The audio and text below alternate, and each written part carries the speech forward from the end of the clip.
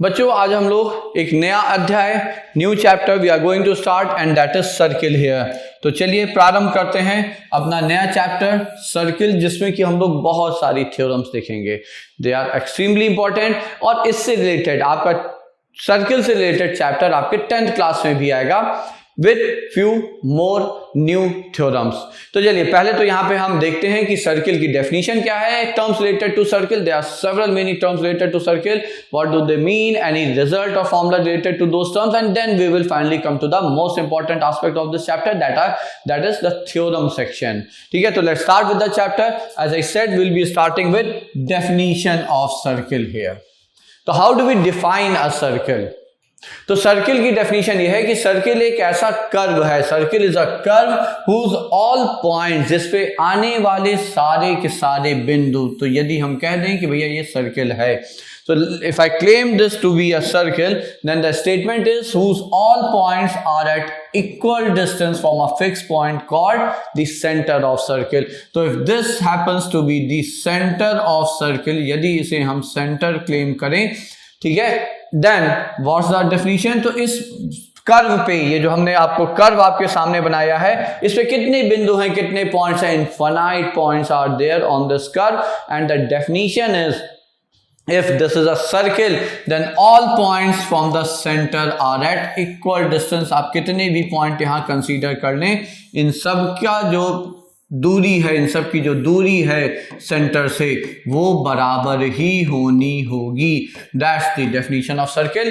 ठीक है, तो दोनों तरह से this statement is valid, is true. That is if it is a circle then all points on the circle are at equal distance from the centre, and if the curve has to be a circle then also we say if the points on the curve are at equal distance from the center of the center then it's called circle। तो ये हो गई आपकी circle की definition. आप याद रखिएगा, definition यहाँ पे उतनी कोई यूजफुल नहीं है, but still we need to know it because देखिए इसी डेफिनेशन की सहायता से, यदि आपको पता हो, याद हो, हम लोग क्या करते हैं, you use needle and thread. Needle आप कहीं पे फिक्स कर लीजिए, मान लीजिए यहाँ पे हमने निडल फिक्स कर ली और थ्रेड से ऐसे स्ट्रेच करके आप इसे घुमाना शुरू कर दें। तो चूंकि थ्रेड की लंबाई तो फिक्स है, आपने थ्रेड ले लिया तो उसकी लंबाई फिक्स हो गई। अब जब आप इसे एक जगह पे निडल फिक्स करके ऐसे रोटेट करेंगे about the needle, you will generate a circle because this length is going to be same everywhere. So distance of any point from the needle is going to be equal, always equal, hence it gives us a circle। तो जब हम needle और thread की सहायता से या compass pencil की सहायता से जब सर्किल ड्रॉ कर रहे होते हैं, तो एक्चुअली हम कर क्या रहे होते हैं? एक्चुअली हम ये डेफिनेशन का ही प्रयोग कर रहे होते हैं बच्चों।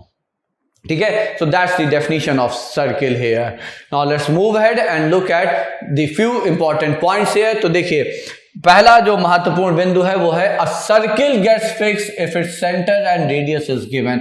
सर्किल के बारे में यदि हमें जानना है, समझना है, तो आप ये याद रखिएगा कि सर्किल के लिए यदि उसका सेंटर दे दिया जाए और उसका रेडियस का लेंथ दे दिया जाए, तो फिर आप मान लीजिए सर्किल फिक्स है। तो सर्किल के लिए दो ही इंफॉर्मेशन बहुत इंपॉर्टेंट है and that is it's centre and the radius. देखिए आपने कोऑर्डिनेट ज्योमेट्री पढ़ रखी है, तो कोऑर्डिनेट ज्योमेट्री के according if I say that centre of circle is, so if I claim that centre of circle is let's say a point 1,1, तो ये centre हो गया एंड रेडियस इज, अब हमने आपको रेडियस भी बता दिया, and if I say that radius is 3 centimetre.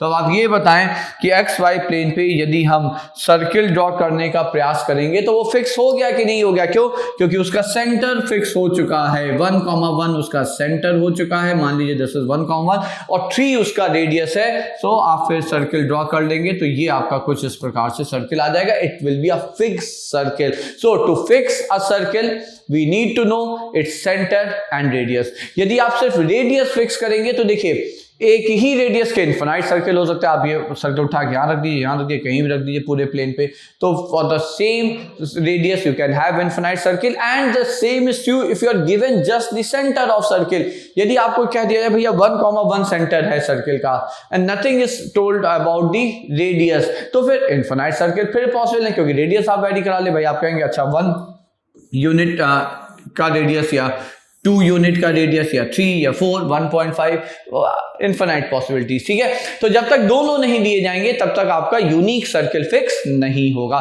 So to fix a circle we need to know its centre and radius. Now the second important point is A circle divide the entire plane into 2 parts। जो circle है आपका, ये बना हुआ है आपका यहाँ पे सर्किल, जो सेंटर है ये ऑब्वियसली रेडियस है।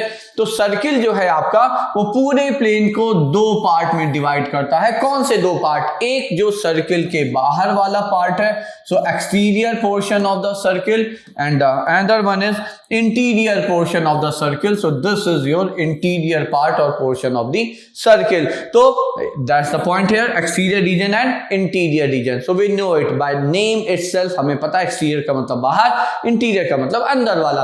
तो एक सर्किल आपको आपके प्लेन को 2 पार्ट में या 2 रीजन में डिवाइड करेगा ही करेगा। अच्छा, this statement is true for any curve, isn't that? आप कोई भी रैंडम कर्व बना लीजिए, मान लीजिए हमने एक ऐसे कर्व बना दिया। अब ये बताइए, ये कर्व इन्फिनाइट लेंथ का यदि है तो ये कर्व आपका पूरे प्लेन को फिर 2 पार्ट में डिवाइड करा। कौन सा? एक ऊपर वाला, एक नीचे वाला। आप लाइन बना दीजिए, आप एक स्ट्रेट लाइन बना दीजिए, तो भी वो पूरे प्लेन को 2 पार्ट में डिवाइड करता है। द ओनली थिंग इज कि वहां पे नॉर्मली अगर यदि आपका ओपन कर्व है तो हम लोग क्या कहते हैं, बाहर अंदर की जगह normally we use the term ऊपर या नीचे, लेफ्ट या right. This is a closed curve.